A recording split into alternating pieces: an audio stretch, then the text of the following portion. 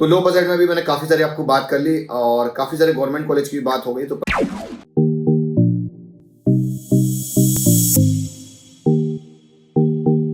Hello everyone, तो यार आज की इस वीडियो में हम लोग बात करने वाले हैं, जो हमारा पार्ट ए था वो 90 से 96 परसेंटाइल वाले मैंने कैंडिडेट की बात की हुई थी। उनको किस तरह से काउंसलिंग करने हैं, कौन कौन से उनको कॉलेज अलॉट हो सकते हैं, one of the best option कौन कौन से हो सकते हैं।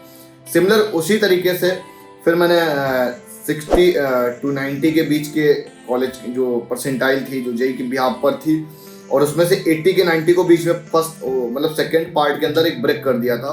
तो पार्ट ए 90 टू 96 हो गया, पार्ट बी 60 टू 90 हो गया, और पार्ट सी जो लेस देन 60 है, तो मतलब जिसका भी 60 परसेंटाइल से जेई में कम है, उसको किस अकॉर्डिंग काउंसलिंग में पार्टिसिपेट करना चाहिए, कौन से कॉलेज के लिए अप्रोच करना चाहिए, और उसको क्या गवर्नमेंट कॉलेज मिल सकते हैं, क्या है रियलिटी, तो इसके बारे में हम लोग जानेंगे। तो वीडियो को कंप्लीट एंड तक देखना। और ये यार पूरी की पूरी सीरीज मैंने इसलिए स्टार्ट की थी कि मैंने 3-4 वीडियो में ऑलमोस्ट काफ़ी सारी चीज़ें कवर अप कर रखी हैं। अगर आपने अभी तक वीडियो नहीं देखा हुआ है, हाँ, लेकिन सिंपली अगर अभी तक नहीं देखा है तो जाकर एक बार देख लो, वॉच आउट कर लो, ताकि आपकी कुछ चीज़ें क्लियर हो जाएंगी, आपको काउंसलिंग किस तरह से करना है, क्या प्रोसेस करना है। अब मैं अल्टीमेटली बात करूंगा उन कैंडिडेट्स का जिनका लेस देन 60 है। तो जिसका 60 से कम परसेंटाइल है, तो बड़ा अंडरस्टूड सा है कि उसकी जो रैंक होगी 4 लाख से तो ज़्यादा होने वाली है। तो 4 लाख से ज़्यादा होगी, उसके बाद में वो कोई भी कैटेगरी हो, तो मतलब मुझे लग रहा है रेयरली कुछ उसके ऑप्शंस बनेंगे कि उसको अल्टीमेटली कहीं पर भी अलॉटमेंट मिल पाए। लेकिन फिर कैसे गवर्नमेंट कॉलेज में मिल जाता है, तो मैं बोलूँगा इसके लिए आपको जोसा और सीएसएबी की काउंसलिंग में पार्टिसिपेट नहीं करना होगा। हाँ, अगर आप पीडब्ल्यूडी वगैरह हो तो एक एग्जाम्पशन मैं बोलूँगा, एक एक्सेप्शन है एक तरीके का, वो कुछ एकदम अलग चला जाएगा।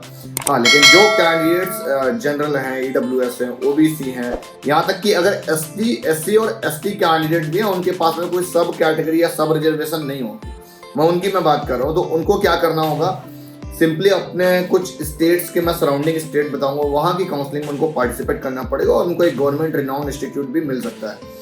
एट द एंड कुछ सीट्स अगर बचती हैं जीएफटीआईज में, सबसे पहले हम जीएफटीआईज से स्टार्ट करेंगे। कुछ जीएफटीआईज में बचती हैं, तो जब काउंसलिंग सीएसएबी का फिनिश हो जाता है, उसके बाद में वो लोग काउंसलिंग हेड कराते हैं, तो उसके लिए आपको बहुत पेशेंस रखना पड़ेगा, बहुत सारा वेट करना पड़ता है। हाँ, अगर आप चाहो कि जल्दी से आपके अलॉटमेंट हो जाए, कि मतलब ऑनगोइंग प्रोसेस की टाइमिंग पर हो जाए, तो उसके लिए एकमात्र तरीका है कि आपको स्टेट काउंसलिंग में पार्टिसिपेट करना पड़ेगा। वो आपको हरियाणा, राजस्थान, पंजाब, उत्तर प्रदेश और आपका एमपी, ये 5 स्टेट, हाँ उत्तराखंड, 6 स्टेट मैंने आपको बताया।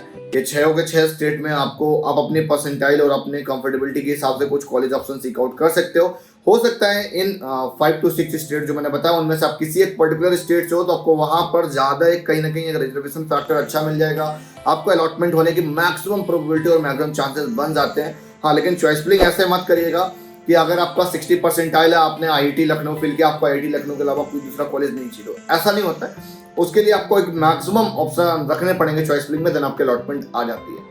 लेकिन अल्टीमेटली बोलोगे सर वहां पर प्लेसमेंट नहीं होती है, तो मैं बोलूँगा प्लेसमेंट प्रोस्पेक्टिव से आपको क्या करना होगा, आपको जो 4 ईयर की जर्नी है, तो एक हम लोग के यहाँ पर एक पैकेज है, तो उसके लिए आपको हमारी टीम से डिस्कस करना पड़ेगा, जिसमें हम लोग पूरा जितनी भी टेक वाली चीज़ें हैं, आपका सी प्रोग्रामिंग हो गया, जावा हो गया, पाइथन हो गया, एंड्रॉइड डेवलपमेंट हो गया, वेब डिजाइनिंग हो गया, जितने भी कोर्सेज है 5 to 7 कोर्सेज हैं, जिसमें कि हम आपको पूरा साथ में प्रोवाइड करा रहे होते हैं। तो देन आप अगर वो सारी इतनी चीज़ें जितनी मैंने आपको बताई, इतनी अगर आप सीख लेते हैं, अगर आपकी कोई भी बैक नहीं आती है, पूरा 4 ईयर तक कंप्लीट कोई भी बैक नहीं आए, 60% से अब अगर आप मेंटेन करके चलते हो थ्योरेटिकल पार्ट में, तो देन आपकी प्लेसमेंट कोई नहीं रोक सकता है। मैं बोलूँगा अगर थोड़ा सा अभी यार उतना अच्छे स्टूडेंट नहीं हो, अगर आप अच्छे बनना चाह रहे हो, तो जितनी भी प्रैक्टिकल चीज़ें वो तो आपको सीखनी ही पड़ेंगी। वो आप कहीं से भी सीख सकते हैं, हमारे प्लेटफॉर्म के जरिए भी सीख सकते हैं, और भी बहुत सारे इंडिया में प्लेटफॉर्म है इस तरीके से, जो कि आपको कोर्सेज वगैरह प्रोवाइड करते हैं। वो आप जब कॉलेज जाते हो तो देन आपको तब भी वो सारी चीज़ें सीखनी होती है।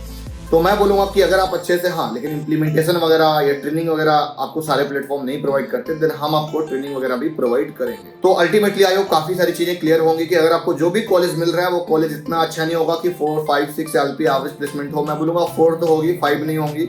हाँ, और आपको राजस्थान में, पंजाब में, हरियाणा में, उत्तर प्रदेश में बहुत सारे ऐसे गवर्नमेंट इंजीनियरिंग कॉलेज हैं जो आपको मिल सकते हैं। यूपी में अगर मैं बात करूँ तो काफ़ी सारी यूनिवर्सिटीज़ हैं, जैसे कि हमारी कानपुर यूनिवर्सिटी है, मतलब लोअर परसेंटाइल पर मिल जाती है, और बुंदेलखंड यूनिवर्सिटी हो गई, इस तरह से आगरा यूनिवर्सिटी हो गई, रोहिलखंड यूनिवर्सिटी हो गई, तो इस तरह से काफ़ी सारी यूनिवर्सिटीज़ हैं मतलब मैं बोलूँगा इन सब का बहुत ज़्यादा वैल्यूशन नहीं है, सच आपको अपनी स्किल्स को इन्हांस करना पड़ेगा, अपना वैल्यूशन बनाना पड़ेगा, देन आपके लिए वर्थ इट होगा। तो मैं बोलूँगा हाँ, अगर एक तो प्रोस्पेक्टिव ये होगा कि आपको कोई भी नहीं मिल पा रहा, आपका बजट कम है, तो आप ये अडॉप्ट कर सकते हो। अदरवाइज आप कुछ प्राइवेट कॉलेज भी हैं जो आपको 1 लाख पर ईयर के फीस स्ट्रक्चर में चीज़ें प्रोवाइड करते हैं, जैसे कि आपका मारवाड़ी यूनिवर्सिटी हो गया, देवभूमि इंस्टीट्यूट ऑफ इंजीनियरिंग टेक्नोलॉजी हो गया, DBIT के नाम से है, देहरादून में है, और 1 लाख पर ईयर का फीस स्ट्रक्चर में जैसे आपको राजस्थान में कुछ कॉलेज मिल जाते हैं, पूर्णिमा हो गया, आर्या हो गया। यहाँ के लिए एकेडमिक वगैरह बहुत ज़्यादा स्ट्रॉन्ग नहीं चाहिए होती है।